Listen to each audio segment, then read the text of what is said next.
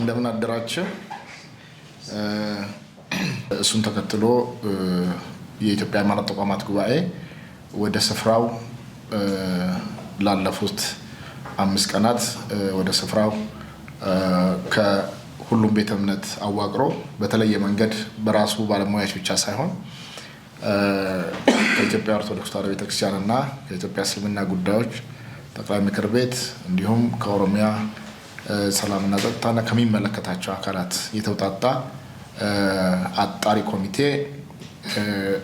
ወደ ስፍራው ተጉዞ እንደነበረ እና ይዛም የተገኘ ግኝቱን በሚመለከት እና የመጀመሪያው ፈርስት ድራፍት ሪፖርት ለኛም እንደ ጉባኤ ያቀርብልናል፣ ለህዝቡና ለሚዲያም የደረሰበትን ያሳውቃል።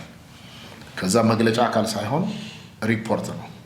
መግለጫ የሚሆነው በላይ ጠባቂ አባቶችና በጉባኤው የስራ አስፈጻሚ ቦርድ አባላት ከታየ ከተመረመረና ከተረዳ በኋላ ሌላ ተጨማሪ ኢንቨስቲጌት የሚደረግ ጉዳይ ካለ ወደ ስፍራው ተከታታይ ጉዞዎች ሊኖሩ እንደሚችሉ ታሳቢ ተደርጎ ያንን የመጨረሻ ፋይንዲንግ በጉባኤው በኩል ውይይትና በደንብ ከተዳበረ በኋላ መግለጫ የሚሰጥ ይሆናል ወደፊት።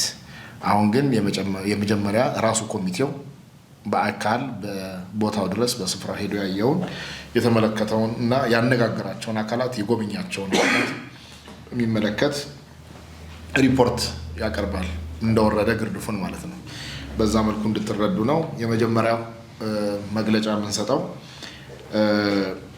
5ኛ ሀገር አቀፍ የሰላም ኮንፈረንስን እንግዲህ አስመልክቶ ለሚዲያ እና ለመላው ሀገራችን በተለይም በዛ ክልል አካባቢ ይህንን ኮንፈረንስ ለሚያዘጋጁና እያዘጋጁ ላሉ አካላት በሙሉ እንዲደርስልን ነው። ይህ 5ኛ ሀገር አቀፍ የሰላም ኮንፈረንስ እንግዲህ ቅድም በመግቢያ ላይ እንደገለጽኩት ከድሬዳዋ ከኦሮሚያ በጅማ ከተማ እንዲሁም በአማራ ክልል ባህር ዳር እና በሐረሪ ክልላዊ መንግስት በሐረር ከተማ ከተዘጋጀው 4 ኮንፈረንሶች በመለጠቅ ወይም በመቀጠል በ5ኛው የሰላም ሃይማኖቶች ለሰላም ለአብሮነትና ለመከባበር በሚል ርዕስ በአርባ ምንጭ ከተማ የሚዘጋጅ ይሆናል። የኮንፈረንሱ እንግዲህ አዘጋጅ ደቡብ ኢትዮጵያ ክልል የሃይማኖት ተቋማት ጉባኤ ከኢትዮጵያ ሃይማኖት ተቋማት ጉባኤ ጋራ በባለቤትነት የሚያዘጋጁት በጋራ በጥምር የሚያዘጋጁት ኮንፈረንስ ነው። ከተማውም የተለየው ሁሉንም ሊያሳትፍ ሁሉንም ሊያስተባብር ይችላል ተብሎ የታመነው የአርባ ምንጭ ከተማ እንዲያዘጋጅ ነው። የአርባ ምንጭ ከተማ እንግዲህ ያው ህዳር 3 እና ህዳር 4 ነው። እነዚህ ለሁለት ተከታታይ ቀናት በድምቀት እንደሚያዘጋጁ ላለፉት 2 ወራት 3 ወራት ዝግጅት ቅድመ ሁኔታዎችን እያመቻቹ ኮሚቴው የተለያዩ ኮሚቴዎችን በማዋቀር እየተንቀሳቀሱ እንደነበር ይታወቃል። የዚህ የሰላም ኮንፈረንስ እንግዲህ 4 ዋና ዋና ዓላማዎችን ያነገበ ነው። በእነዚህ 4 ዋና ዋና መሰረታዊ ጉዳዮች ወይም ዓላማዎች መነሻ አድርጎ የሚዘጋጅ ነው። እንደምናውቀው አንደኛው በሀገራችን አንዳንድ አካባቢዎች ኦሮሚያንም አማራን ክልልም ሌሎችንም ጨምሮ እየታሉ ያሉ ግጭቶች፣ አለመግባባቶችና መሰል ጉዳዮችን ለማስቆምና ሰላም ለማስፈን የሚደረግ ሁለንተናዊ ጥረትን የማገዝ ነው። በሰላም ጉዳይ አብሮ ተቀራርቦ መስራት አብሮነትን በተለይ ጋራ እሴቶች እንዳይሸረሸሩ ከማድረግ አኳያ ጉባኤው ለሚሰራቸው ተግባራት በተለይም በተለያዩ አካባቢ የተነሱ ያሉ ግጭቶችን ለማስቆም እንዲረዳ ታስቦ ያንን ለማገዝ ታስቦ የሚሰራ ነው። ሁለተኛው እነዚህ አለመግባባቶችና ቅራኔዎች በጥበብ በመነጋገርና በውይይት የመፍታት ችሎታንና ልምድን ማሳደግ ወይም ማዳበር ነው። አንዳንድ ጊዜ ግጭትን ሁሉ ጊዜ በግጭት መፍታት ችግርን በችግር መፍታት ሳይሆን በውይይት በጠረጴዛ ዙሪያ እንደዚህ አይነት ጉዳዮች በሚገጥሙ ጊዜ የዚህን በውይይትና በመነጋገር የመፍታት ባህላችንን እንድናዳብር ከማስቻል አኳያ ታስቦ ዓላማ አድርጎ የሚሰራ ነው። ሶስተኛው የሀገር ሽማግሌዎችና የሃይማኖት ተቋማት መሪዎች የእርቅና የሰላም መልእክተኞች እንደሆኑ በአንድም በሌላም በመጽሐፍ አስተምሮቻችንም ብዙ ጊዜ ይገለጻሉ። ሽማግሌዎች የሉም ወይ? ሃይማኖት አባቶች የሚፈሩ የሚከበሩ የሚደመጡ የሉም ወይ? የሚሉ ጉዳዮች ብዙ ጊዜ ይነሳሉ።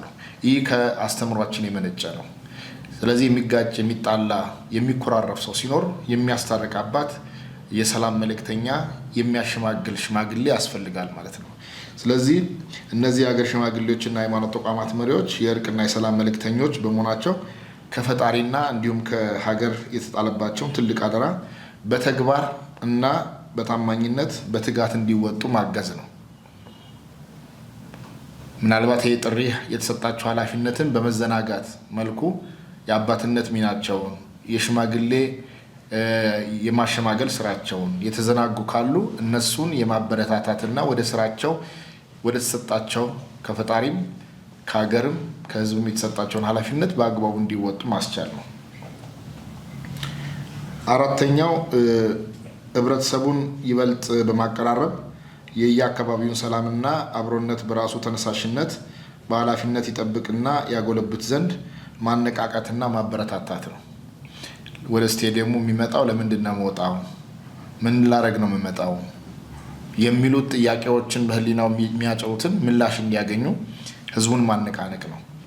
ሰላም ተቀዳሚ አጀንዳ እንደሆነ፣ ሰላም በሌለበት ሌሎች ነገሮች ማሰብ ስለማይቻል ይህንን እያል በዓላማነት የያዝናቸውን እንዲሳኩልን በተቻለ መጠን ይህንን የሰላም ኮንፈረንስ በእነዚህ መሰረታዊ አበይት ዓላማዎች የተጀመሩና የሚከወኑ ናቸው ማለት ነው። እንግዲህ ካለፉት 4 አገር አቀፍ የሰላም ኮንፈረንሶችን እንደምታውቁ አከናውነናል።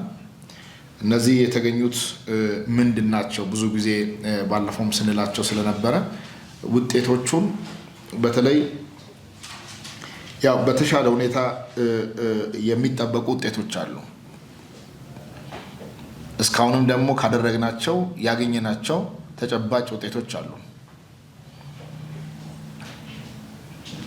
አንደኛው በተሻለ ሁኔታ ህብረተሰቡ የየአካባቢውን የሰላም ግንባታ ስራ ላይ በባለቤትነት መንፈስ የመሳተፍ ልምዱን በማጎልበት ላይ እንደሚገኝ በተለይ በኮንፈረንሱን ያደረግንባቸው አካባቢዎች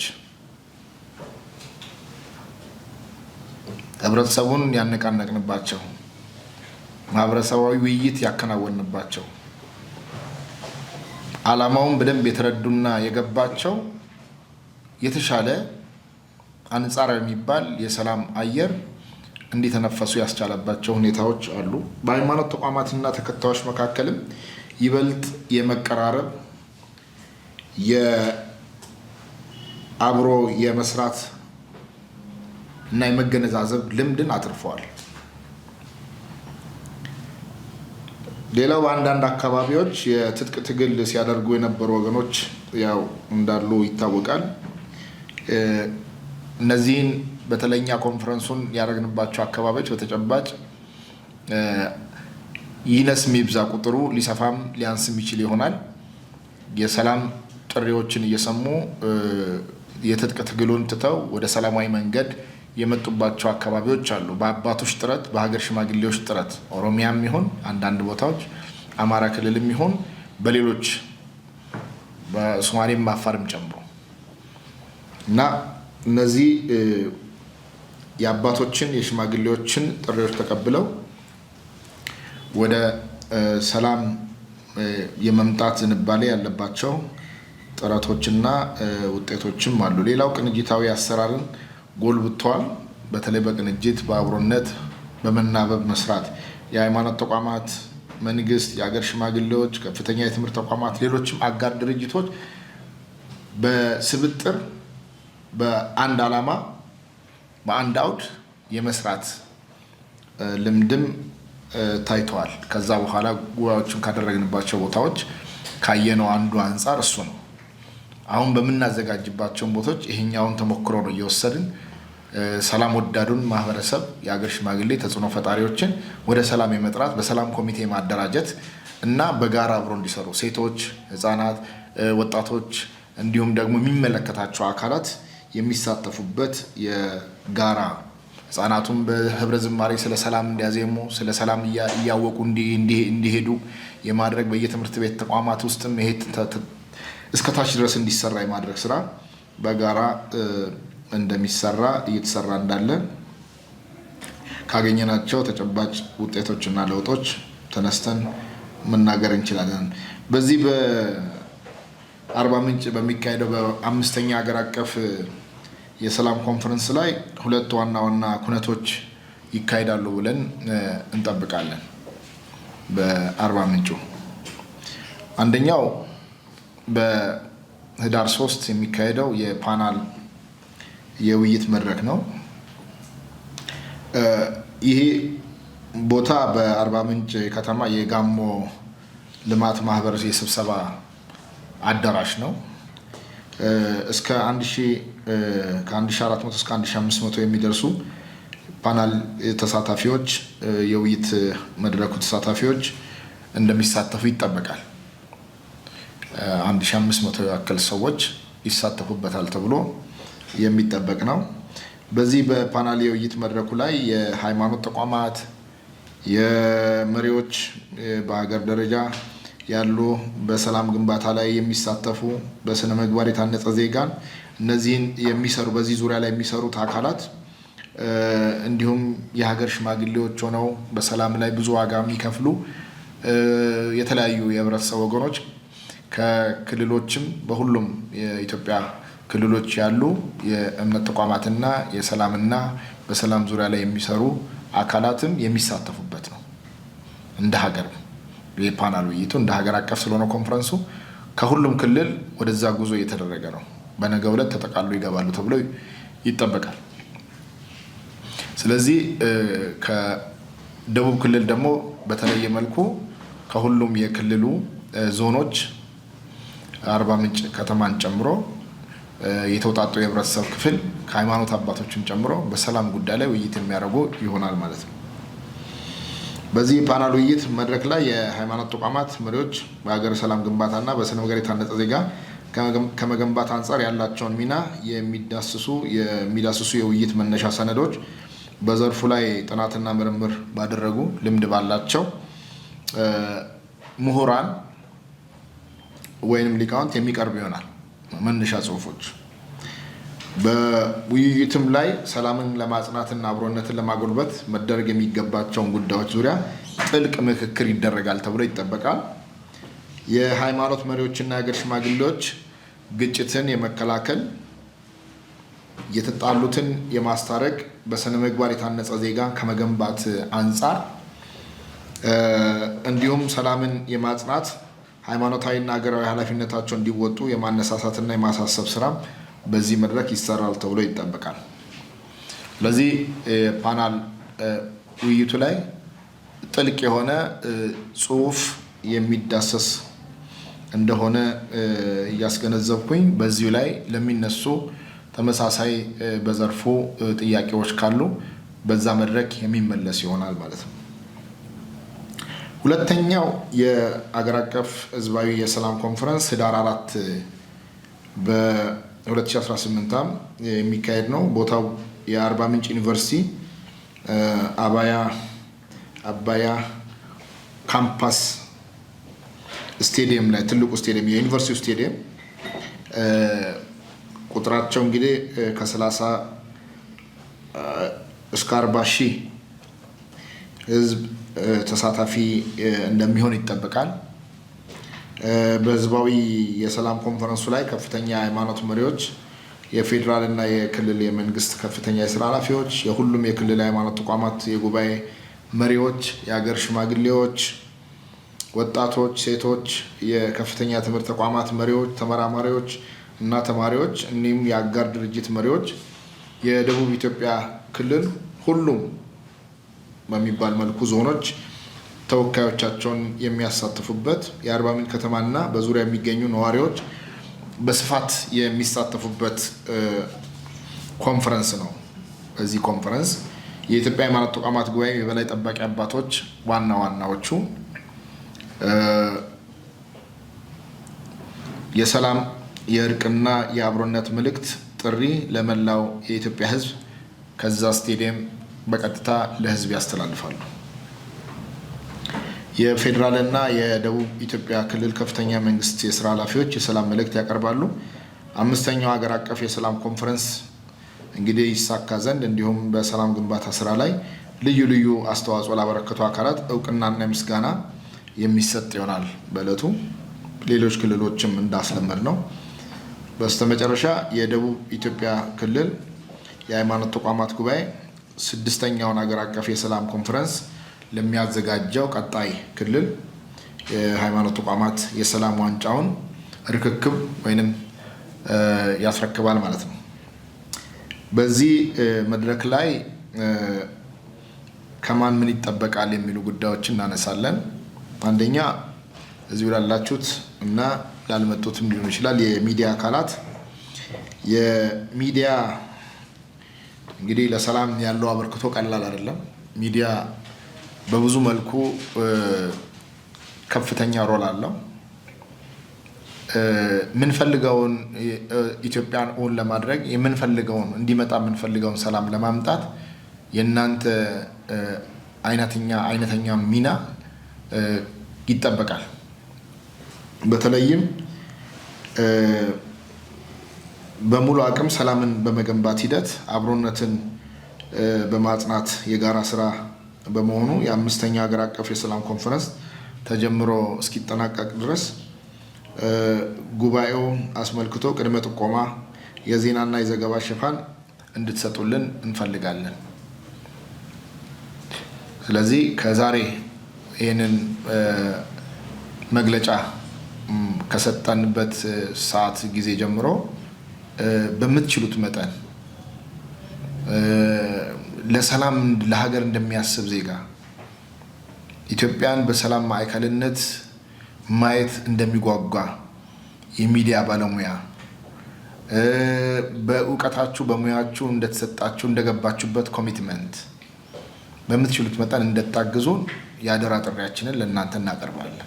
ከተማጽኖ ጋር በየትኛውም ጉዳይ ፖለቲሳይዝ እንዳይደረግ ወደ ሌላ እንዳይለጠጥ ብዙ ነገሮች ማንሳት ስለ በርግጥ ሰላም የሚታወቀው ብዙ ችግሮች ባሉበት ሁከት ባሉበት አካባቢ ነው ሰላም የሚናፍቀው። ስለዚህ የምንፈልገውን ሰላም እንዲመጣ እናንተ ቀላል ሚና የላችሁም እና የእናንተ ሚና ለሀገረ ሰላም ግንባታ ሂደት ውስጥ ከፍተኛውን ሚና አላችሁ ብለን እናምናለን እንደ ጉባኤ። ስለዚህ ያንን ሚናችሁ እንድትወጡ ከውስጣችሁ ወደ የትኛውም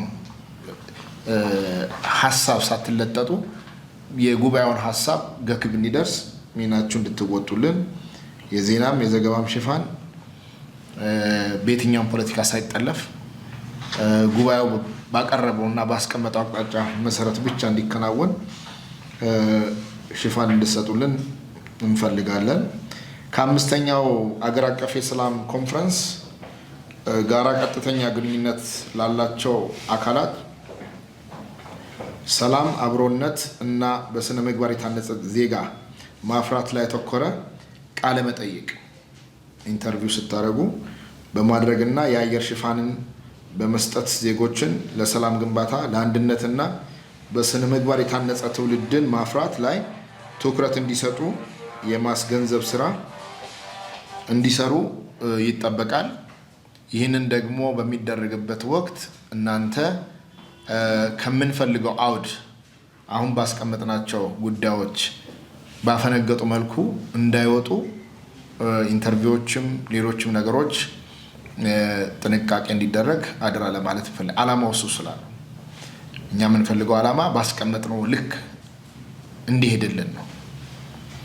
የሆነ አጀንዳን ለማደብዘዝ የሆነ አጀንዳን ለማጠናከር ሳይሆን ሰላምን ነው ማዕከል የምናደርገው። ሰላም እንዲጸናልን እንፈልጋለን በዛ መልኩ።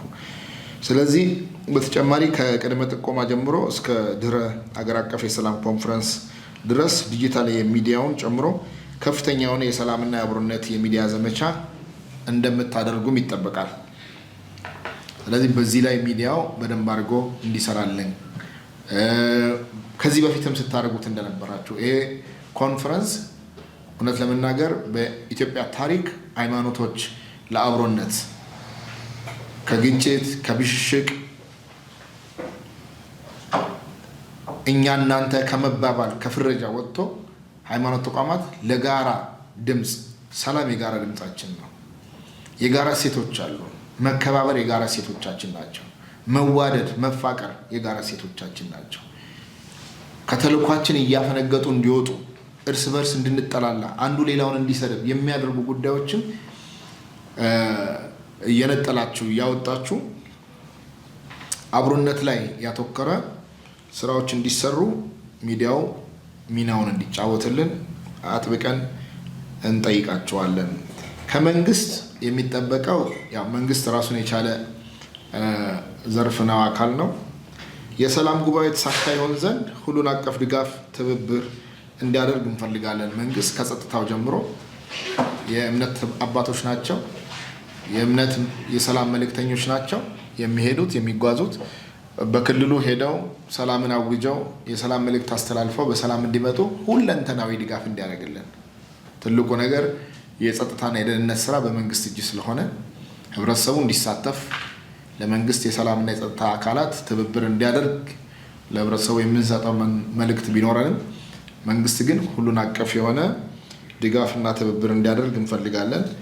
ከሃይማኖት ተቋማት በተለይ ከመሪዎች የምንፈልገውና የምንጠብቀው አንደኛ ለዝግጅቱ በቂ ጊዜና ትኩረት በመስጠት ዝግጅቱን ማጠናቀቅ እንዳለብን፣ ህብረተሰቡን ማስተባበር እንዳለብን፣ የሰላም መልእክትና ጥሪ ማስተላለፍ እንዳለብን፣ የማስታረቅ የማግባባትና የማቀራረብ ሚናችንን እንድንወጣ እና ክትትልና ድጋፍ እንድናደርግ ይጠበቅብናል። ስለዚህ በእምነት አባቶች በሃይማኖት ተቋማት በመሪነት የተቀመጥ ነው ኃላፊነት የወሰድ ነው ህዝብን ሰላማዊ ሆኖ በሰላም ወጥቶ በሰላም እንዲገባ አስቻይ ሁኔታዎች እንዲፈጠሩ በሁሉም ነገር ትኩረት ሰጥተው የእምነት መሪዎች እንዲሰሩ አደራ እንላለን። በተሰየምንበት ወይንም በተሰጠን ኃላፊነት ልክ እዛ ወንበር ላይ እንድንቀመጥ እንፈልጋለን። ሚናችን ሳይደበላለቅ የሃይማኖት አባት ሆነን የፖለቲካ ካባ ማድረግ የሃይማኖት የፖለቲካ ሰው ሆነ የሃይማኖት ካባ መልበስ እንደሌለበት እንደምንለው ሁሉ የሃይማኖት አባቶች የሃይማኖት ሰዎች እንዲሆኑ የሃይማኖት መልእክተኛ አስተላላፊ የሃይማኖት የሰላም መልእክት አስተላላፊዎች ሆነው እንዲገኙ እንጠብቃለን እንፈልጋለን።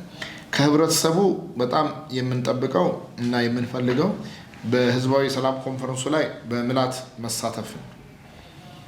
ከሃይማኖት አባቶች የሚሰጠውን የሰላምና አብሮነት መመሪያና አቅጣጫ ተቀብሎ ወደ መሬት ማውረድ ተግባራዊ ማድረግ ነው። ከህብረተሰቡ አባቶች ለዚህ መድረክ ዝግጁ ሆነው መልእክት ለማስተላለፍ እየመጡ ስለሆነ ያንን መልእክት ወስደው ህብረተሰቡ ደግሞ በሚዲያም በአካልም እዛ የሚገኙት ሁሉ ተቀብለው ወደ መሬት እንዲያወርዱልን አደራ እንላለን።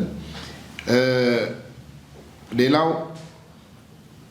ሁሉን ለሰላም እንግዲህ ባለቤት በመሆን የአካባቢውን ሰላም መጠበቅና ማጽናት ከህዝቡም ከህብረተሰቡም ከመላው ሀገራችን ህዝብ በውስጥም በውጭም ካሉት ሁሉ የሚጠበቅ ከመሆኑ አንጻር ሁሉም ይህንን በማድረግ ሂደት ውስጥ የየራሱን ሀገሬ ከኔ ምን ትፈልጋለች ምን ትጠብቃለች በሚል የየራሱን ኃላፊነት እንዲወስድ ጭምር አደራ ለማለት እንፈልጋለን። የራሳችን ኃላፊነት ከተወጣን የሚጠይቀን ፈጣሪ ብቻ ነው። የፈጠረን ፈጣሪ ሁላችንንም ከኔ ሰላምን በማስፈን ሂደት ውስጥ ምን አድርጌያለሁ ምን አስተዋጽኦ ነበረኝ፣ ልክ ግጭት የሚያበራክቱ ሰዎች ለግጭቱ አስተዋጽኦ እንደሚያደርጉ ነዳጅም ቤንዚንም እንጨትም ክብሪትም እንደሚያቀባብሉ ሁሉ እኛ ደግሞ ለሰላም ምን አቀባብለናል? እንደ ሚዲያ እንደ ሃይማኖት አባት እንደ መንግስት እንደ ማህበረሰብ እንደ ሀገር ሽማግሌ እንደ ሁላችንም እንደ ወጣት መሪ እንደ ሴቱ ተሳትፎ ምን አድርገናል የሚሉትን ነገሮች ከሁላችንም ይጠበቅብናል። ያንን እንድናደርግ ጥሪ ለማድረግ እንወዳለን። ፈጣሪ ኢትዮጵያንና ህዝቦቿን አብዝቶ ይባርክ። አመሰግናለሁ። በተለይ ሃይማኖት አባቶችም ይሁን በሀገር ሽማግሌ በመሰል በሰላም ዙሪያ ላይ ከሚሰሩት ተቋማት ባሻገር የፖለቲካ ኮሚትመንት እንደሚፈልግ ገልጸሃል እና እኛ የእኛን ድርሻ እንዴት እንወጣ ነው። የሃይማኖት ተቋማት ራስን ይቻላል አንድ ትልቅ አምብሬላ ነው። በእምነት ተቋማት ውስጥ ያለው አንዱ ትልቁ እንደ ሀገር እየገጠመን ያለ ችግር እንደምታውቁት በአንድም በሌላ አንዱ ሃይማኖትን ሽፋን ያደረጉ ግጭቶች ናቸው። ሃይማኖታዊ መሰረት አላቸው ወይ? በእኛ ኢንቨስቲጌት ስናደርገው ሃይማኖታዊ መሰረት ያላቸው ግጭቶች የሉም። ሃይማኖት ለግጭት የሚዳርጉ ጉዳዮች የሉንም እኛ ብለን ነው የለየናቸው። ለምሳሌ አንዱ ከሌላው ጋር አብሮ እንዳንኖር የሚያደርገን አስተምሮ የለንም። ቢቻላችሁስ ከሰዎች ሁሉ ጋር በሰላም ኑሩ ነው። ከሰዎች ሁሉ ኢንክሉሲቭ ነው፣ ሁሉንም ያካተተ ሁሉንም ያሳተፈ እስከዚህ ድረስ የሚሰጥ አስተምሮ ነው ያለን። ላንተ እንዲደረግብህ በተለይ ጎልደን ሩል ተብሎ የሚታይ ወርቃማ ህግ በሁላችንም ተቋማት ውስጥ ከለሩ ቀለሙ ሊለያይ ይችላል፣ አነጋገሩ ዘይቤው የቃላት አቀማመጡ ሊለያይ ይችላል እንጂ ወርቃማ ህግ ላይ ያለን አንዱ ትልቁን ላንተ እንዲደረግ ማትፈልገው ለሌላ አታድርግ፣ ላንተ እንዲደረግ ለምትፈልገው እንዲሁ ለሌላ አድርግ፣ እንዲህ ነው የሚለን። ስለዚህ ይሄ ከሆነ በሁሉም ቤተ እምነት ውስጥ ትልልቅ አስተምሮ አብሮን እንድንኖር የሚያደርጉን ጉዳዮች ስላሉ እሱን ሚስ ያደረግናቸው ጉዳዮች ካሉ አንዱ ቤተ እምነት ሌላውን ቤተ እምነት በመቀራረብ ሂደት ውስጥ አብሮ በመስራት ሂደት ውስጥ እንዲያውቀው እንዲረዳው እንዲወደው ያስችላል ብለን ስለምን እሱ ላይ በደንብ አድርገን ያልሰራናቸው ስራዎች አሉ ብለን ስላየን ራሳችንም ስለመረመርን ነው። አንዱ ትልቁ ነገር እኛ ይሄንን አራቱን አበይት ምክንያት መነሻ ዓላማ አድርገን ጉባኤዎችን እያዘጋጀን ያለ ነው። ለሁሉም ጥሪ እያቀረብን ነው። ለምሳሌ አባቶች የሚያቀርቡት ጥሪ ውስጥ ለፖለቲከኛ፣ ለተፎካካሪ ፓርቲም፣ ለጫካ ውስጥ ገብቶ ለሚታገልም፣ ሌላ ሀሳብ አማራጭ አለኝ ብሎ ለሚያስብም፣ ከሀገር ውጭ ላለውም ኢትዮጵያን የሚወድ ከሆነ ኢትዮጵያዊ ነው የሚል ከሆነ ወይንም ትውልድ ኢትዮጵያን የሚል ከሆነ በዚህ ሀሳብ ኢትዮጵያን በሚጠቅሙ ሀሳቦች በሰላማዊ ውይይትና ንግግር ነፍጥን በነፍጥ መመለስ የሚወጣው ባሩድ እሳት ነው። ከየትኛውም ወገን የሚመጣ ሰላማዊ ዜጋ እያጠፋ ነው። ከ40 ቀን ህፃን እስከ 80 ዓመት 90 ዓመት ሽማግሌ ድረስ ምንም በማያውቁበት መንገዱ እየጠፉብን ነው። ስለዚህ ያንን ለማድረግ ሁሉም የየድርሻውን ይሰር ነው። እኔ የምደርሰው እኔ የምወስደው እንደ ጉባኤ የኔን ድርሻ ነው ማለት ነው። ወይንም የኛ ተቋም የሚወስደው የተቋማችንን ድርሻ እንወስድና በዛ ላይ ለሌሎችም ጥሪ እናደርጋለን። ስለዚህ ያንንም ለማድረግ ከዛ አልፎ እኮ የሃይማኖት ችግር ሳይኖር የፖለቲካ ችግሮች ባሉባቸው አካባቢዎች የፖለቲካ መቀራረብና መፍታት እንዲኖር ከዚህ የሰሜን ትግራይ ጦርነት ግጭት ተከታታይ ሰላም እንዲመጣ ጉባኤው ኃላፊነት ወስዶ ተንቀሳቅሰዋል። እስከ 6 ጊዜ በላይ ከፌዴራል መንግስት ከክልል መንግስታትም ጨምሮ ማለት ነው። በሌሎቹ ከዚህ ሶማሊያና አፋር መካከል ያለው ግጭት ለመፍታት ጉባኤው እስከዛ ድረስ ሄደዋል። በተለያዩ ቦታዎች የሚፈጠሩት ነገሮችን እንዳነሳኸው የሚፈልግ እንደሆነ እናምናለን። የሁሉም ድርሻ ለዚህም ነው እኮ ለሚዲያ አካላትም፣ ለሌሎችም፣ ለወጣቱም፣ ለሽማግሌውም፣ ለሃይማኖት አባቶችም ጥሪ እያቀረብን ነው። የጋራ ጥረት ካልሆነ አንድ እንጨት ብቻ አይነድም። አንድ አካል ብቻ የሚያመጣው ሁለንተናዊ ሰላም አይኖርም። አዎንተናዊ ሰላም ለማምጣት ሁለንተናዊ ሰላም ለማረጋገጥ ሁሉም የድርሻውን እንዲወስድ ጥሪ እናቀርባለን። መልእክቱ በሱ ነው።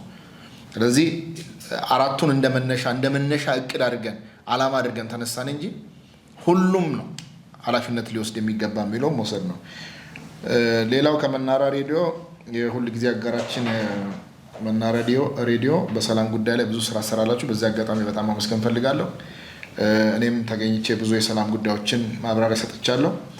4 ኮንፈረንሶቹን ስናካሂድ በተለያየ ምሁራን በተለይ ከአካባቢ ኮንቴክስት አማራ ክልል ሄደን ባህር ዳር ስናዘጋጅ ከአማራ ክልል ባህሪና ነባራዊ ባህሪና ካለው ሁኔታ አንጻር በዛው ካሉት ዩኒቨርሲቲ ምሁራንና የሃይማኖት ሊቃን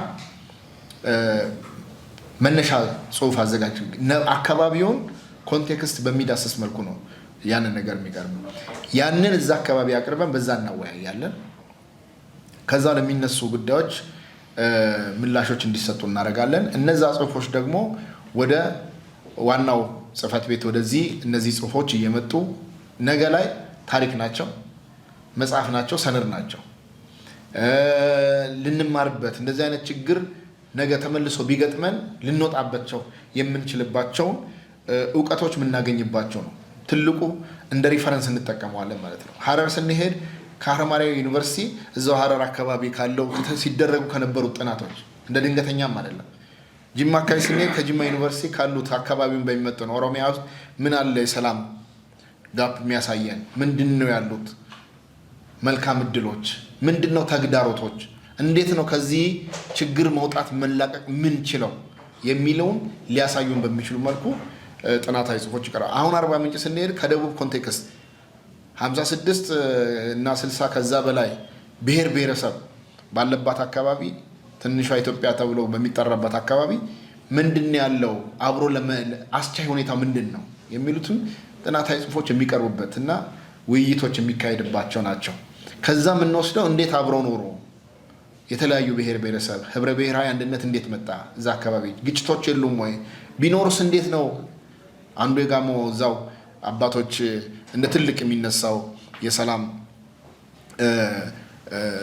ሳር ይዘው ቅጠል እርጥብ ይዘው እንዴት ሰላም ለማምጣት እስከ አገር አቀፍ የሰላም ተሸላሚ እስከመሆን ድረስ የደረሱት በሰሩት ትልቅ እንትን ነው። አሉ መሬት ላይ እኮ አልተጠቀምንባቸውም።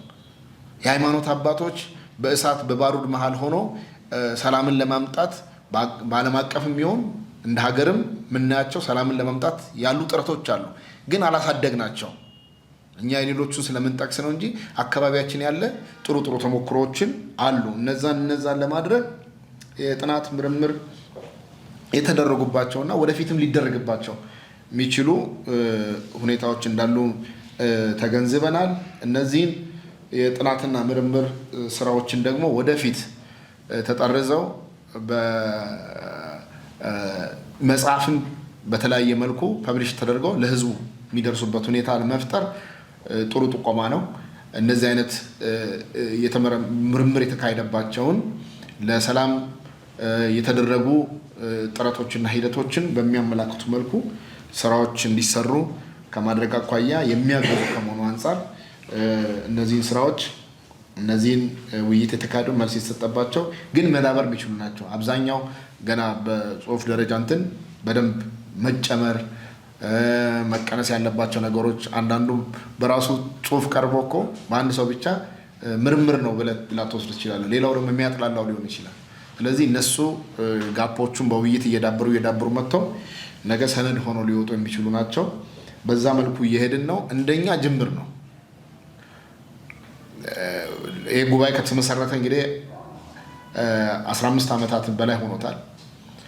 እንደዚህ አይነት እንግዲህ የሰላም ኮንፈረንስ ህዝባዊ ውይይት በሺዎች የሚቆጠር ማህበረሰብ ማንቀሳቀስ የጀመርነው ባለፉት ጥቂት ወራት ነው። እንግዲህ አሁን 5ኛ ላይ ደርሰናል ማለት በየሁለቱ ከሄድ 10 ወሩ ነው። ገና ላለፈው አንድ ዓመት ብቻ ነው ይህንን እየሰራን ያለ ነው። ቀጣይ ይቀጥላል ነው። ከዛ እንዴት እናደርጋለን የሚለውን ደግሞ በጣም ብዙ የሰው ኃይል የሚፈልግ ነው፣ በጀት የሚፈልግ ነው፣ ድጋፍ የሚፈልግ ነው ከህብረተሰብ ከምን እና የህዝቡ ድጋፍ ካለው በጣም በተለይ ውጤት እያመጣ መሆኑን እያረጋገጠን ስንሄድ የበለጠ የምናሰፋው ነው የሚሆነው። በዚህ እንድትረዱ እንፈልጋለን። አመሰግናለሁ። በ5 ወረዳዎች አካባቢ የተፈጠረ ክስተት ወይንም ግጭት አለ። በዚህም ክቡር የሆነ የሰው ህይወት ጠፍቷል፣ አካል ጎሏል፣ የተፈናቀሉ ንብረት የጠፉ ብዙዎች አሉ። ይህንን በአይነ ሄደው አይተው አጣርተው የመጡ የጉባኤው በተለይም ከኢትዮጵያ ኦርቶዶክስ ተዋሕዶ ቤተክርስቲያን የተወከሉ ልኡካን ወደ 3 ልኡካን አሉ። ከኢትዮጵያ እስልምና ጉዳዮች ጠቅላይ ምክር ቤት እና ከኦሮሚያ እስልምና ጉዳዮች ከፍተኛ ምክር ቤት 2 ልኡካን አሉ። ከጉባኤው ደግሞ በተመሳሳይ የ2 የባለሙያዎች በዚህ ጉዳይ ላይ በሰላም ግንባታና ግጭት አፈታት ላይ የሚሰሩ 2 ባለሙያዎች አሉ። እንዲሁም ይህንን ጉዳይ ያው ጸጥታ ኢሹ ያለባቸው አካባቢ ከመሆኑ አንጻር ከኦሮሚያ የሰላምና ጸጥታ ቢሮ አብሮ ልኡካኑን ጆይን አድርገው ወይንም አብረው እንዲጓዙ የተደረገበት ሁኔታ አለ። ለምን እዛ አካባቢ ያለውን እያንዳንዱ ወረዳዎች ለመግባት አንዳንድ ችግሮች እንዳይገጥማቸው ከሚል እሳቤ አንጻር ጉዞው ትንሽ አድካሚ የሆነ ጉዞ ነው። አካባቢው እንደተገለጸ ከመሆኑ አንጻር ይህንን በአጭር ጊዜ ውስጥ የመጀመሪያውን ምልከታና የመጀመሪያውን ፌዝ የድራፍት ሪፖርት ነው የሚቀርበው። ይሄ ሪፖርት ለጉባኤውና ለአባል ቤተ እምነቶቹ የሚገባ ሪፖርት ነው። አሁን ቀጥታ ለሚዲያ እየተሰጠ ያለው እሱን በደንብ መረጃውን እንድትይዙት ነው። ከዛም የጉባኤው ሪፖርቱን ከተቀበለ በኋላ በስራ አስፈጻሚ ቦርዱና በበላይ ጠባቂ አባቶቹ ከመከረበትን የጋራ ካደረገበት ምን ጥፋት ተገኝቷል፣ ማን ጥፋተኛ ነበር፣ እንዴት ነበር የሄደበት ጉዞ የሚለውን መሬት ላይ ካለው እውነታ ተነስተው የአቋም መግለጫ ያወጣሉ።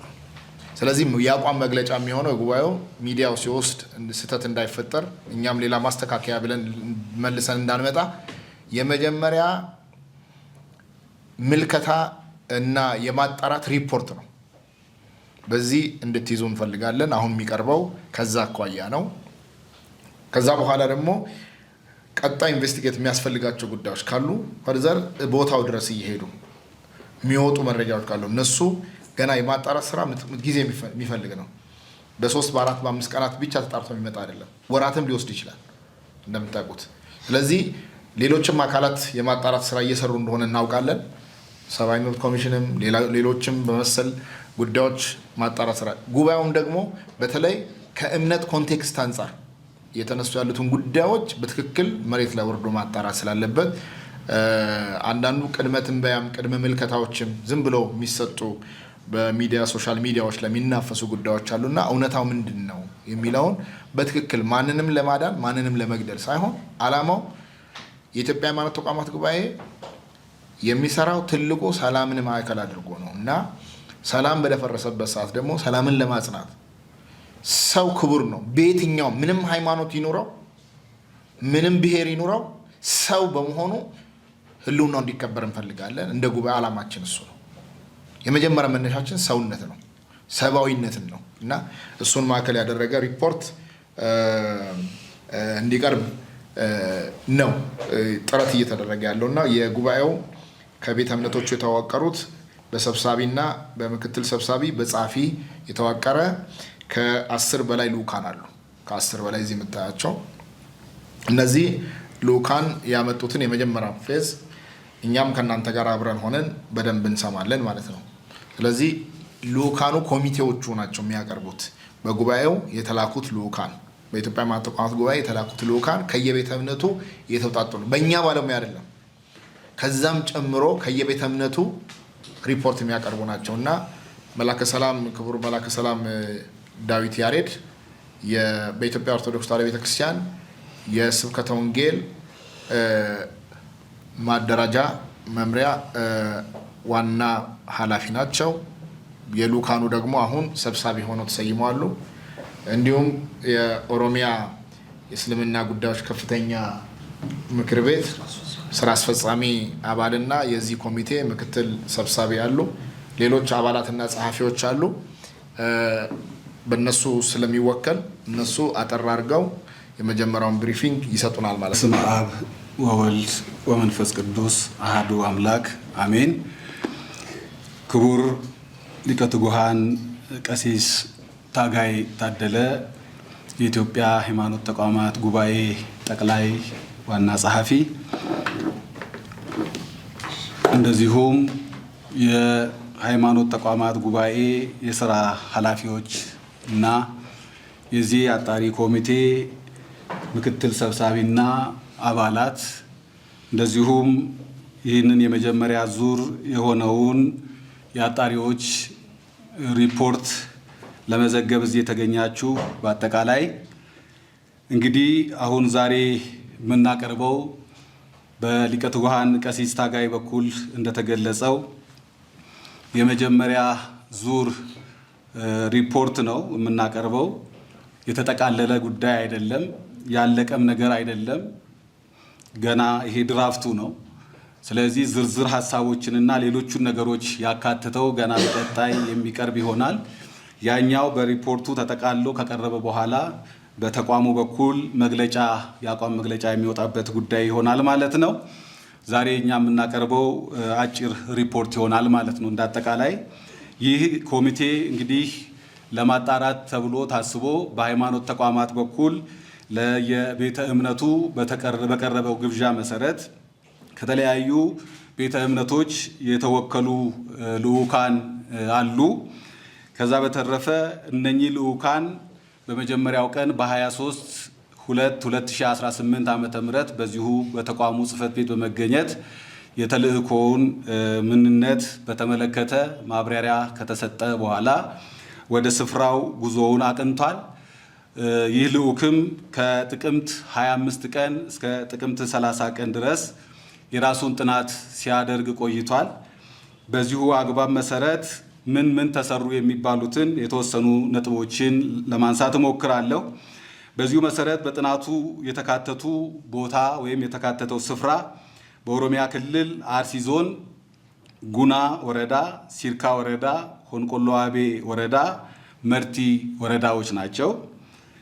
በዚሁ አጋጣሚ እነኚህን ወረዳዎች ሄደን በምናይበትና በምናጣራበት ሰዓት ቃለ መጠይቆች ተከናውነዋል። የቡድን ውይይቶች ተከናውነዋል። የማህበረሰብ የሰላም ኮንፈረንሶች ተካሂደዋል። በማጣራት ሂደት ውስጥ ያካተትናቸው የህብረተሰብ ክፍሎች በሚመለከት አንደኛ የእምነት አባቶች፣ የአገር ሽማግሌዎች፣ አባገዳዎች እና ሀደ ሲንቄዎች ናቸው። በተጨማሪም የተጎጂ ቤተሰቦች አሉበት። ሌላው የአይን ምስክር ዘገባዎችን እንዲሁም የማህበረሰብ የሰላም ኮንፈረንሶች ላይ በሁሉም የዕድሜ ክልል ውስጥ የሚገኙትን የህብረተሰብ ክፍሎች በመገኘት የህዝቡን ስሜት አዳምጠናል። ከአካባቢው የመንግስት የሥራ ኃላፊዎች ጋራም በተመሳሳይ ውይይቶች ተካሂደዋል። ምን ተገኘ ለሚለው ነገር እንደ ምሳሌ ያክል የሚጠቀሱ ጥቂት ነጥቦች ይኖራሉ። ዝርዝር ሀሳብ እንዳልኩት ቅድም በዋናው ማጠቃለያ ሪፖርት ላይ የሚገለጽ ይሆናል። አንደኛ በጉና ወረዳ ናኖ ጃዊ ቀበሌ ገበሬ ማህበር የሰው ህይወት መጥፋት ተከስቷል። የንብረት መውደምና ዝርፊያ እንዲሁም የሰው ልጆች እገታ ተስተውለዋል ወይም ተከስተዋል። የክስተቱ ሁኔታ እንደ ምሳሌ አሁንም ነው የምጠቅስላችሁ። በ12/2/2018 ዓመተ ምህረት ከቀኑ 8 ሰዓት አስገድደው እነኚህ አካላት ማለትም ታጣቂዎቹ ምሳ በሉ ከማህበረሰቡ ጋራ። በመጨረሻም የመንግስት ታጣቂ ኃይል መምጣቱ ሲያውቁ የተወሰኑ ግለሰቦችን አግተውና ንብረት ይዘው ወደ ጫካ ሸሹ። በ13/2/2018 ምሽት ተመልሰው ተጨማሪ ሰው አግተው ወሰዱ። በ14/2/2018 ያገቷቸውን ግለሰቦች ገደሏቸው። ከተጎጂ ቤተሰቦችና ካነጋገርናቸው ሰዎች በተሰጠ ምላሽ ይህን የፈጸሙት ራሳቸውን የኦሮሞ ነጻነት ሰራዊት ብለው የሚጠሩ ወይም ሸኔ ወይም ደግሞ ፋኖ ናቸው የሚል ምላሽ ተገኝቷል። ሌላው ደግሞ በአንዳንድ ማህበረሰቦች ዘንድ ከግለሰቦች የተሰጠው ምላሽ ማንነታቸውን እንደማያውቁ ግን በሌሊት የሚንቀሳቀሱ ምንም የሃይማኖት መገለጫ የሌላቸው የታጠቁ ቡድኖች መሆናቸውን አክለው መልስ ሰጥተውናል። በሽርካ ወረዳ በዚሁ መንገድ ሽርካ ወረዳ ድረስ ወርደናል። እዛው ቦታው ላይ ተገኝተናል። በመጀመሪያ በ17/02/2018 የሰው ህይወት ጠፍቷል። የሰው እገታ ተደርጓል። በዚህ ወረዳ በተለያዩ ቀበሌዎች በሚገኙ ዜጎች ላይ በተለያየ ጊዜ ዘር፣ እምነት እንዲሁም ዕድሜና ጾታ ሳይለዩ ግድያዎች ተፈጽመዋል። ህፃናት ታግተው ገንዘብ መጠየቂያ ተደርገዋል። ወላጆች ገንዘብ መስጠት ስላልቻሉ ህፃናቱ ተገድለዋል። አንዳንድ ቦታ ህፃናት ተለቀው ወላጆች ከነገንዘባቸው ተወስደው ተሰቃይተዋል። የተቀሩት ማለትም በመርቲም እንደዚሁም ደግሞ በሆንቆሎ ዋቤ በኩልም ደግሞ በተመሳሳይ የዚሁ አይነት ድርጊቶች መከናወናቸው እንደዚሁ ምላሽ ተሰጥቶናል። የማህበረሰቡ ምላሽ ምን ይመስላል የሚለው ነገር ማህበረሰቡ ሟቾችን ሳጥንና ከፈን በመግዛት በዘር በእምነት ሳይለያይ መቅበር ተችሏል። በሰላምና በፍቅር በአንድነት አብሮ መኖሩን ለማስቀጠል ውይይቶች ተደርገዋል። በማህበረሰብ በኩል በመንግስቱ በኩል ምን ምላሽ ተገኘ ለሚለው ነገር አንደኛ ወታደራዊ እርምጃ መወሰዱን ከመንግስት መዋቅር ጭምር መስዋዕትነት እየተከፈለ መሆኑን ተገልጾልናል። ህዝቡ በዘር በእምነት እንዳይለያይ የሰላም ኮንፈረንስ በ28 ወረዳዎች መካሄዳቸውንና በስልካ ወረዳ በተካሄደው ስብሰባ ላይ አጋጣሚውን በመጠቀም አጥኚ ቡድኑ በአካል በመገኘትና በተጨማሪም በዞን ደረጃ የሰላም ኮንፈረንስ የ28ቱም ወረዳዎች በተገኙበት ማለት ነው።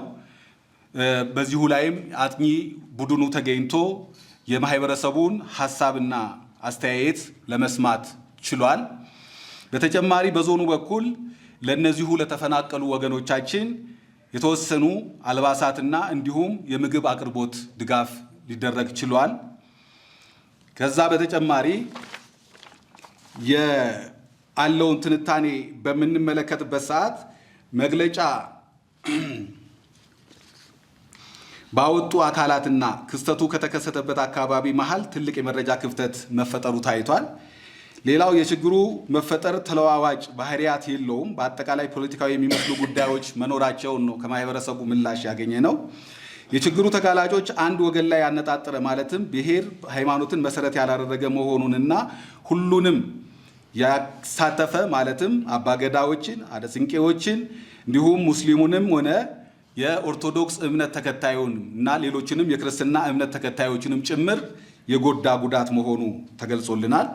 ማጠቃለያው ሀሳብ ላይ አጥኚ ቡድኑ በ4 ወረዳዎች በመንቀሳቀስና እውነታውን ለባለድርሻ አካላት ለማቅረብ ስራውን የጀመረ ሲሆን በ4 ወረዳዎች ባስቀመጠው የጥናት እቅድ መሰረት ተግባራዊ ስራውን ያከናወነ በመሆኑ ጥቅል ዝርዝር ሁኔታዎች ማለትም የሟች ማንነት፣ የአሟሟት ሁኔታ፣ ብዛታቸው፣ የሃይማኖት ስብጥሩ ወዘተ በቀጣይ በጥናት የሚካተቱና የቀሩትን ወረዳዎችን ባማከለ መልኩ የሚያቀርብ መሆኑን እየገለጽን አሁን ካለው ሁኔታ አንጻር ለተጎጂ ማህበረሰብ የሰብአዊ ድጋፍ የሁሉንም ማህበረሰብ ርብርብ የሚፈልግ መሆኑን በአንክሮ እየገለጽን የመንግስት ጸጥታ ኃይል አሁን ባየነው 2 ወረዳዎች መነሻ ወይ ማለት በ4 ወረዳዎች መነሻ ማህበረሰቡ ተረጋግቶ የዕለት ተዕለት ኑሮውን መኖር ይችል ዘንድ ትኩረት መስጠት እንዳለበት ሁሉ በሌሎችም ወረዳዎች አጠናክሮ የሚቀጥል መሆኑን እምነታችን የጸና ቢሆንም የአጥኚ ቡድንም የቀሩትን ወረዳዎች በአጭር ጊዜ ውስጥ በመከታተል ጥቅል ሀሳቦችን የሚያቀርብ ይሆናል ማለት ነው። በተጨማሪ ይሄ ቡድን ምክረ ሀሳብ ይዞ መጥቷል። ምክረ ሀሳብ ቢደረጉ መልካም ይሆናሉ ብሎ የሚያስባቸው አንደኛ ምክረ ሀሳቡን የምንሰጠው ለፌዴራልና ለክልል መንግስት ነው። አንደኛ ወቅታዊና ግልጽ የሆነ ምርመራን ማድረግ አለበት። በሁለተኛ ደረጃ የተጀመረውን ሰላምን የማጽናት ሁኔታ አጠናክሮ መቀጠል አለበት። ሶስተኛ የቅድመ ማስጠንቀቂያና ፈጣን ምላሽ ስርዓቶችን ማጠናከር ይኖርበታል።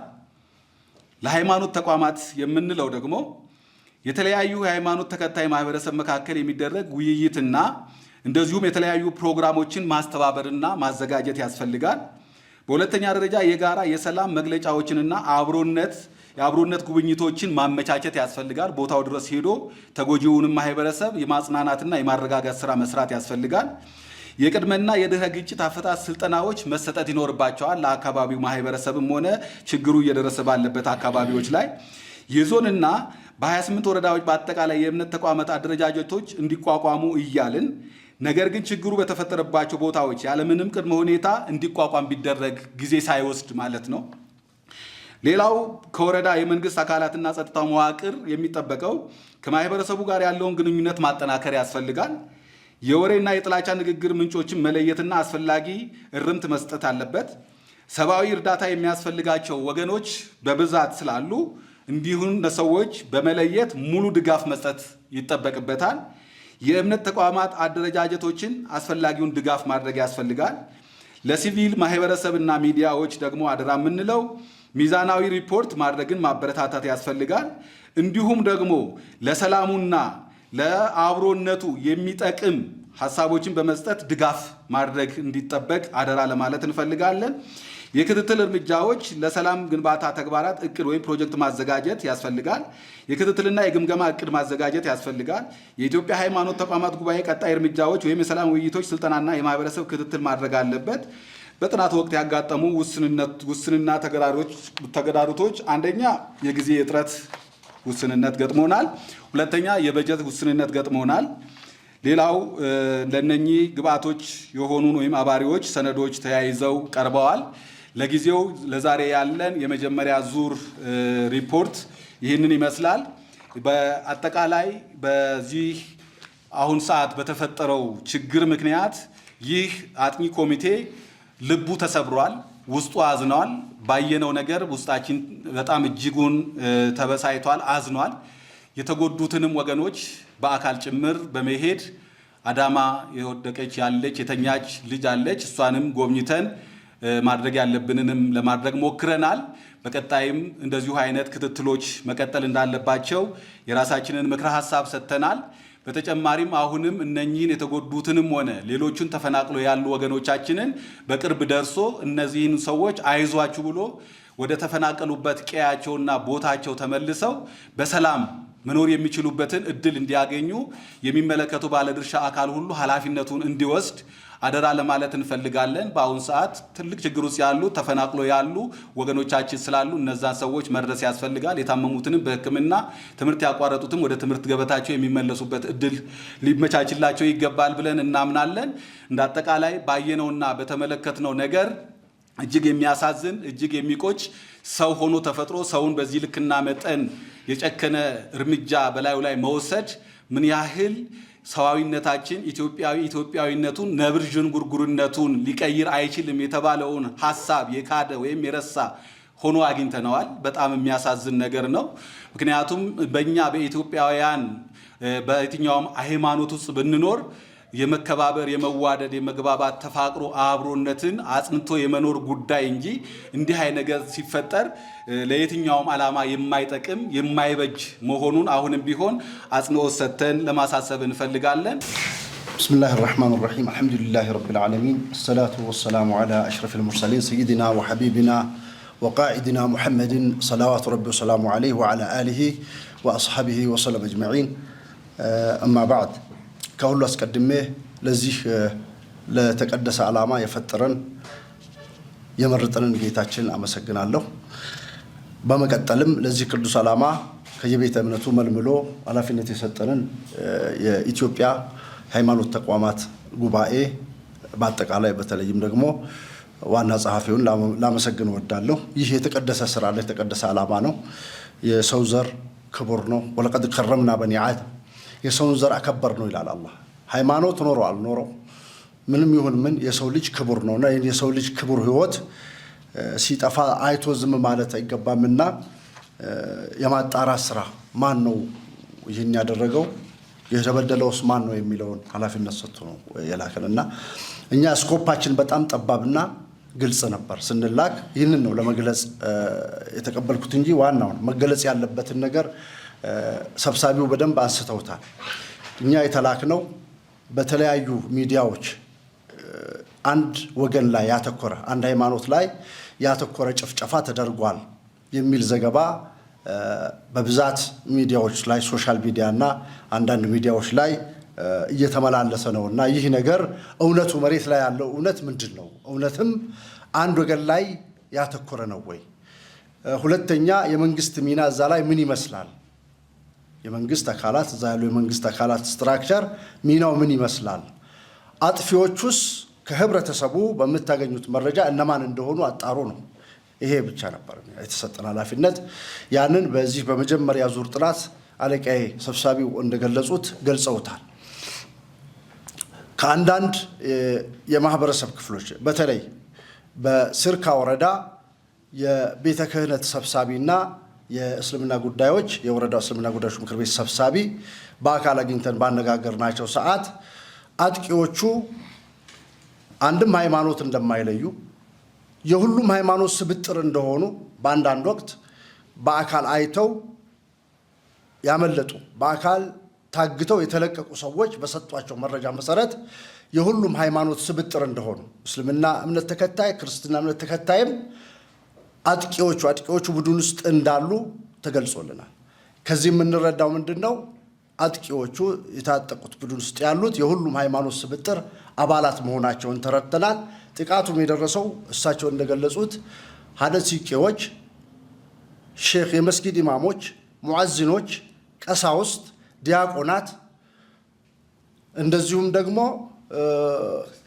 ክርስቲያን ዝም ብሎ ተራ ክርስትና እምነት ተከታይ ገበሬ፣ ተራ እስልምና ተከታይ ሙስሊም ሳይለይ ሁሉም በማሳው አጨዳ ላይ ያለ የሚገደል በቤቱ የሚቃጠል ንብረቱ የሚቃጠል ሰው እንዳለ አስረድተውናልና በአጭሩ ሃይማኖታዊ ትንኮሳ ወይንም ልዩነት እንደሌለ ህዝቡ እንደ ጥንቱ ሁሉ አብሮነቱን ጠብቆ እንዳለ ተሰብስቦ አብሮ ሲወያይ እንደደረስንበት ባየነው መሰረት ህዝቡ መሃልም ይሁን የእምነት አባቶቹ መሃል ልዩነት እንደሌለ አረጋግጠን መምጣታችንን ህዝብ እንዲያውቅ ይፋ ለማድረግ ነውና በአጭሩ የተመለከተው ይሄን ይመስላል። አጥቂውም የሁሉም ሃይማኖቶች ስብጥር መሆኑና ተጠቂውም የሁሉም ሃይማኖት ተከታዮች መሆናቸውን ይፋ ለማድረግ እንፈልጋለን። አመሰግናለሁ። ትልቁ ግን እንደ ጉባኤው ከሪፖርቱም ተነስተን መናገር የምንፈልገው ሚዲያዎችም በተለይ ይሄ ሚዲያ የሚመለከቱ አካላት በደንብ እንዲገነዘቡልን የምንፈልገው ኢትዮጵያ በቃ ልትለው የሚገባው ትልቁ ነገር በየትኛውም ወገን ሰው አይሙት ነው። ትልቁ ነገር የዳቦ ስም እየሰጠ ነው። አንዱ ብቻ መርጦ እንዲያለቅስ እድል የምንሰጥበት ሁኔታ መቆም አለበት። በአንድ አካባቢ በብዛት የሆነ ብሔር ሊገደል ይችላል፣ ሊሞት ይችላል። በአንድ አካባቢ ደግሞ የሆነ ሃይማኖት በብዛት ያለ ሊሞት ይችላል። ዞሮ ዞሮ ግን ሰው መሞት የለበትም፣ ወደ ሰውነት ሰው መመለስ አለበት የሚል እንደ ጉባኤ አቋም አለን። ወደ ሰውነት ካልመጣን እንዳልነው ሁሉም የየራሱን ድርሻውን እየወሰደ አሳይመንት እየወሰደ በዛ ብቻ መርጦ እንዲያለቅስ የምናደርግበት ሁኔታዎች እንዳይፈጠሩ ጥረት መደረግ ይኖርበታል። የገባንበት እስካሁንም እየመጣንበት ያለ አሁንም ከመገዳደል አዙሪት ውስጥ ከመፈናቀል አዙሪት ውስጥ እየወጣን አይደለም። የሃይማኖት ሀገር ሆነን 97-98% አማኝ ያለባት ሀገር በዚህ ልክ በጭካኔ ሰውን እየገደለ እስከ መቼ ይቀጥላል? ስለዚህ ይሄንን እንዲቆም ሁሉም በጋራ ድምፅ ነው መሆን ያለበት እና እሱ ላይ በደንብ አተኩረን መስራት አለብን። ገናም በዚህ ጉዳይ ላይ የሚሄዱትም የፌዴራል መንግስትም የክልሉ መንግስትም ቦታው ድረስ ተወርዶ የበለጠ ብዙ ስራዎች መሰራት እንዳለባቸው አቋም ወስደው እንዲሰሩ እነሱም የየራሳቸውን ድርሻ እንዲወስዱ ከዚህም ሪፖርት ጥሪ ቀርቦላቸዋል። ከዚህ አንጻር ሁላችንም በተለይ ሁለት ሞት እንዳይሞቱ ህፃናትም ጨምሮ ትልልቅ አዛውንቶች ሁለት ሞት እንዳይሞቱ እንደገና ደግሞ በደም ላይ ደግሞ የሚለምኑባቸው በዩቲዩበሩ እያየን ነው፣ በየሚዲያው እያየን ነው። ይሄ በቅርበት የምናውቀው ነው እና እየተለመነባቸው ያሉበት ህፃናት የባንክ አካውንት ሜንሽን እየተደረገ እንደገና ደግሞ የሞቱትን ሳያንስ እንደገና በእነሱ በሞታቸው እንደገና ገንዘብ የሚለመንባቸው የገቢ ምንጭ እያደረጉ ያሉት አካላት ስናይ ደግሞ ሁለተኛ ሞት እያየን ነው ያለ ነው እና እሱም መቆም መቻል አለበት። እሱ የሆነ ነገር ጩኸት እና ተከታይ ለማብዛት በሚደረግ ጥረት እንደገና ደግሞ ለነሱ በማይደርስበት ሁኔታ እያየን ነው። ሰሞኑን ሶሻል ሚዲያ ላይ እንግዲህ የምታዩት ታያላችሁ። ሚኒስትሪ ሚዲያዎች እንኳን አላቅም፣ ግን ሶሻል ሚዲያዎች ላይ በብዛት እያየን ስለሆነ በጣም ያሳዝናል። ማለት በአንዱ ሞት አንዱ ሌላው ለመክበር ጥረት ሲያደርግና እንደ ሰውነት ማዘን ሲገባን መልሰን ደግሞ ፎቶ እየተነሳን ቪዲዮ እየሰራን በየቦታው የሚደረጉት ነገር በጣም እጅግ አሳዛኝ ናቸው እና በተለይ ይሄ መታረም ያለባቸው ነው። እንደዚህ አይነት አካላት በቃ ሊባሉ ይገባቸዋል የሚል ነገር ለመጨመር ፈልጋለሁ። አይ ቲንክ ከመጀመሪያ ድራፍት ሪፖርት ጋር በተያዙ ምናልባት ቅድም ለጥያቄ ከፍቶ ስለነበረ ህዝብ ግንኙነቱ ምናልባት እንደ ሪፖርት ነው፣ ይሄ ድራፍት ሪፖርት ነው። ቀጥታ እንደወረደ ነው የነገሯቸው። ገና ብዙ ኢንቨስቲጌት መደረግ ገና መጣራት ያለባቸው ወደ ታች ተወርደው ቼክ መደረግ ያለባቸው ጉዳዮች ይኖራሉ የሚል ነገር ስለሰጡን ከዚህ ጋር በተያያዘ ምናልባት ጥያቄ የምታነሱት አንዱ ለሰዎች ካላችሁ ብቻ ሰጥተን እንጠቅልለው። በእኛ በኩል ለቀረቡልን ጥያቄዎች የኋላው 2016 ተብለው የተነሱትን ሀሳቦች በሚመለከት ጉዳዮችን በመናጣራበት ሰዓት ጥያቄዎቹ አይነሱም አይደለም እየተነሱ ነው። ጉዳት ከኋላ ጀምሮ እየደረሰባቸው እንደነበረና በብዙ ችግር ውስጥ እያሳለፉ እዚህ ጋር እንደደረሱ ነገር ግን ከሆነ ሰዓት በኋላ ደግሞ ጋፕ እንደሚል ከሆነ በኋላ ደግሞ ተመልሶ የሚመጣ ጉዳይ እንደሆነ ይሄንን ከነሱም የሰማነው ጉዳይ ነው። ነገር ግን እኛ ደግሞ ስፔሲፊክ ተጠቅሶ ከዚህ ቀን እስከዚህ ቀን የተከሰተውን ነገር አጥንታችሁ እንድታቀርቡ የሚል ስለሆነ ባይዘው እዚህ ጋር አሁን እኛ እየጠቀስን ያለነው ከህብረተሰቡ የተመለሰልንን ምላሽ ነው። ከማህበረሰቡ ያገኘነውን ነገር ነው። ከኛ የምንጨምረው ከኛ የምናስቀረው ነገር የለም በምንም ተአምር ማለት ነው። ምናልባት ሃይማኖታዊ ጉዳይ ሆኖብን ግድ በቃ እዚህ ጋር መነገሩ አስፈላጊነት የለውም ብለን የምናምነው ጉዳይ ካልሆነ በስተቀር በሌላ መልኩ ከማህበረሰቡ የተነሱትን ነጥቦች አንድም የምናስቀረው ነገር የለም። ይህንን በተመለከተ ከየትኛው ቤተ እምነት ምን ያህል እንደተጎዳ ሰው የሚለው ነገር በተመለከተ አይደለም ምን ያህል የተጎዳ የሚለው ቀርቶ ከነስሙ ጭምር ማብራሪያዎች ይቀርባሉ። ሪፖርት ማለት ነው። ይህንን አሁን ገና እየሰራን ያለነው ነገር ነው። ተጣርቶ መሰራት አለበት። ተጨባጭ መሆን መቻል አለበት። እስካሁን ድረስ መረጃዎችን የሰጡን አሉ፣ ያልተሰጠም ደግሞ ማስረጃ አለ እያመጣን ነው እያሉን ያሉ አካላት አሉ። ስለዚህ በአካልም ድጋሜ ሄዶ መፈተሽ የሚያስፈልገውም ነገር ሊኖር ይችላል። ያንንም ጭምር አይቶ ትክክለኛ የሆነውን ምክንያቱም ይሄ እውነት የሆነው ነገር ካልቀረበ በሃይማኖት ተቋም በሌላ በኩል ሊቀርብ አይችልም። እውነት የሆነው መቅረብ መቻል ስላለበት ማለት ነው። ከዚህ አንጻር ጉዳቱ በትክክል ነው አለ። በቃ በትክክል ተፈጽሟል። ስህተቶች ተፈጽመዋል። ችግሮች ተከስተዋል። ያን ችግር ማን ፈጠረው? ቅድም በገለጽ ነው አግባብ እንደሆነ ከማህበረሰቡ ከሰጠን ምላሽ አግኝተናል። ስለዚህ ምን ያህል ቁጥር የሚለውን ነገር በዛ አግባብ ብትረዱልን መልካም መስሎ ይታየኛል። የሁለተኛውም ተመሳሳይ ሀሳብነት ስላለው በዛው መንገድ ሌላው ምን ያህል በአሁን ሰዓት ነዋሪው እዛ አካባቢ የመኖር ዋስትና አለው የሚለው ነገር ለተነሳው ጥያቄ ይህንንም ጥያቄ እኛ በግልጽ ነው ከዞኑ አስተዳደር ጋር ውይይት ያደረግነው። እንዳጋጣሚ ሆኖ የዞኑ ዋና አስተዳዳሪ በስልጠና ላይ ነበሩና የዞኑ አስተዳደር ዋና ተወካይ እና የዞኑ ጸጥታ ዘርፍ ኃላፊ አቶ ስንታየሁ ይባላሉ። ከሳቸው ጋር በሰፊው ውይይት አድርገናል። ለማጣራት ስራችንም እጅጉን በተለየ ሁኔታ ትብብር አድርገውልናል አቶ ስንታየሁ ማለት ነው። በዚህ አጋጣሚ ለማመስገን እንፈልጋለን። እስከ ሽርካ ወረዳ ድረስ ተገቢ የሆነውን እንክብካቤ አድርጎ ማለትም እጀባ ጭምር ሰጥተው እስከ ቦታው ድረስ ሄደን በማጣራት ስራ ላይ በምንሰራበት ሰዓት ሳይለዩን ተገቢውን ክትትል እያደረጉልን የነበረውና ስለዚህ እስካሁን ድረስ ምን እያደረጋችሁ ነው የሚለውን ነገር እነሱንም ጠይቀናል።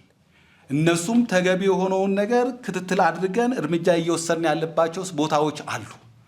አሁን ዛሬ እዚህ ጋር እናንተ እያጣራችሁ ባላችሁበት ሰዓት ኦፕሬሽን እየሰራን ያለ ነው። ተልኮ ሰተን በአግባቡ ገብቶ የጸጥታ ዘርፉ ስራዎችን እየሰራ ነው ያለው፣ እያጸዳ ነው ያለው። ስለዚህ በቀጣይም ይህንኑ ተግባራችንን አጠናክረን የምንቀጥል ይሆናል የሚለው ምላሽ ሰጥተውናል። በአይናችንም ስንመለስ መከላከያ በብዛት ወደ አካባቢው ሲሄድ ተመልክተናል። በብዛት ማለት ነው። በብዙ ኦራል ተጭኖ ወደ አካባቢው ሲገባ መከላከያ ተመልክተናል በአይናችን ማለት ነው። ለየትኛው ተልኮ ነው እሱን የምናውቀው ነገር የለም። ግን ዞሮ ዞሮ በአቶ ስንታየሁ በኩል የተገለጸልን አሁን ስምሪት እየተሰጠ እንዳለ ገልጸውልናል። በወቅቱ ስምሪት እየተሰጠ ነው፣ ስራዎች እየተከናወኑ ነው የሚለውን ነገር በአግባቡ አስረድተውናልና ያለው አስተማማኝ ጉዳይ በዚህ አግባብ እንዲከናወን አሁንም እኛ ምክረ ሀሳብ እኮ ያቀረብነው ይሄንኑ ነው። ተገቢው ድጋፍ ይደረግላቸው፣ ይደረስላቸው። ምርታችንን በአግባቡ መሰብሰብ አልቻልንም እያሉ ነው ያሉት ሰዎቹ። ስለዚህ ምርትን በአግባቡ መሰብሰብ እንዲችሉ ተገቢ የሆነ ክትትልና ድጋፍ ይደረግላቸው የሚለውን ጥያቄ አቅርበናል። ስለዚህ ያንን ደግሞ የማድረግ አቅም ያለው ባለድርሻ አካል አለ፣ ለማድረግ ዝግጁ መሆኑ ምላሽ ተሰጥቶናል። በሌላ መልኩ ያው በእሳቸው በኩል የተገለጸው ነው። በሁለት ክልሎች እዛ ይፈጠራል፣ እዚህ ጋር ብቻ ለምን እንደዚህ ሆነ እንዲህ ነው የሚለውን ነገር በተመለከተ እንደ ሃይማኖት ተቋማት ስለሆነ ጥያቄውም የቀረበው በዛ በኩል ምላሽ የሚሰጠው ይሆናል። ነገር ግን ግልጽ አድርገን አሁንም ባይሆን የምንነግራችሁ ይሄኛው የመጨረሻ ሪፖርት አይደለም ነው። ባጭሩ ገና እየተሰራ ያለ ነገር አለ። እንዳልኳችሁ ከሰውየው ከሟቹ ስም ጀምሮ እድሜው፣ ብሔሩ፣ ሃይማኖቱ ምንድን ነው የሚለውን ጭምር የለየንበት አግባብ ያለው ሪፖርት አደራጅተን እናቀርባለን። ያለ ማድረግ አሁን ቆይታችንን እስከ ትላንትና ድረስ በዛ ስራ ላይ ነው የቆየ ነው። ዛሬ ያንን ነገር ሰርተን ጨርሰን ለመስጠት አንችልም። ነገር ግን ያለው ነባራዊ ሁኔታ ለወገኖቻችን መደረስ ስላለበት እውነታውን ነገር ለህዝቡ ነግረን ያደረግነውን ነገር ለነዛ ሰዎች መደረስ ያለበት ነገር እንዲደርስ ለማድረግ ነው፣ ምክረ ሀሳብ ለማቅረብ ነው እዚህ ጋር አሁን በአስቸኳይ መጣ ነው። ስለዚህ እንጂ እኛ መግለጫ የመስጠትን መብት የለንም፣ ስልጣንም የለንም። የኛ ድርሻ ምንድነው? ሪፖርቱን አዘጋጅተን ለሚመለከተው አካል ማቅረብ ነው። ለየቤተ እምነቶችም እናቀርባለን፣ ለዚህኛውም ለተቋሙም በዚህ አግባብ እናቀርባለን። ስለዚህ ገና ያለ ነገር አለና በዛ አግባብ እንድትረዱልን ለማለት ነው። በቦታው ላይ ደርሰን ሁላችንም እንደ ሰው እንደ ክህነት ብቻ ሳይሆን እንደ ሰው የሚሰማ ስሜት ተሰምቶን ማዘን ባለብን ልክና መጠን አዝነን ማልቀስ ባለብን ልክና መጠን አልቅሰን ተመልሰን መተናል። ባጭሩ ማለት ነው። አመሰግናለሁ። ለሚዲያ አካላት አደራ ማለት የምፈልገው ነገር እንዲህ አይነት ሴንሲቲቭ የሆኑ ነገሮች ሳይጣሩ አየር ላይ መዋል ሀገር ያፈርሳል፣ ወገን ያባላል። በሰላም አብሮ እየኖረ ህዝብ እንዲቃቃርና ወደ ጥርጣሬ የጎሪጥ እንዲተያይ ያደርጋል። ስለዚህ ባለፈው በአርሲ ዞን በተጠቀሱት ወረዳዎች ውስጥ የደረሰው ጥቃት በአንድ ወገን ብቻ የደረሰ ጥቃት አስመስሎ የቀረበው ሪፖርት እና ዘገባ ያንን ነው ያሳየን። የሃይማኖት አባቶችም ያሉን ይሄንን ነው። መጥቶ ሳያዩን ሪፖርት ያደረጉ አካላትንም ይህንን ሪፖርት አየር ላይ ያዋሉትንም እንዲጠየቁልን እንፈልጋለን ያሉት። እኛ አሁን እንዲጠየቁ ሳይሆን እንዲታረሙ ማሳሰብ እንፈልጋለን። እንደ ሃይማኖት አባት ኢትዮጵያ ውስጥ ጥሩ እድል አለን። የሃይማኖት ተቋማት የጋራ ቤት አለ። አንድ ጥቃት ደርሷል ከተባለ ለተቋሙ ማመልከት፣ ተቋሙ አሁን እንዳደረገው የማጣራት ስራ ሰርቶ ከተረጋገጠ አጥፊው አካል እንዴት ለህግ ይቅረብ በጋራ ቆመን የምንዘግብ መሆን መቻል አለበት። አንድ አካባቢ ላይ ክርስቲያን ብቻ ተለይቶ ከተጠቃ ከክርስቲያኑ በፊት መጮህ ያለብኝ እኔ ነኝ። ምክንያቱም ሙስሊም በብዛት በሚኖርበት አካባቢ ክርስቲያን ከተጠቃ እኔ ካልተናገርኩ ሙስሊም ጥቂት የሆነበት አካባቢ ላይ ክርስቲያን በብዛት የሚኖርበት አካባቢ ላይ ሙስሊሞች ላይ ጥቃት ሲደርስ ሌላው ክርስቲያን እንዴት እንዲናገርልኝ ይጠብቃሉ?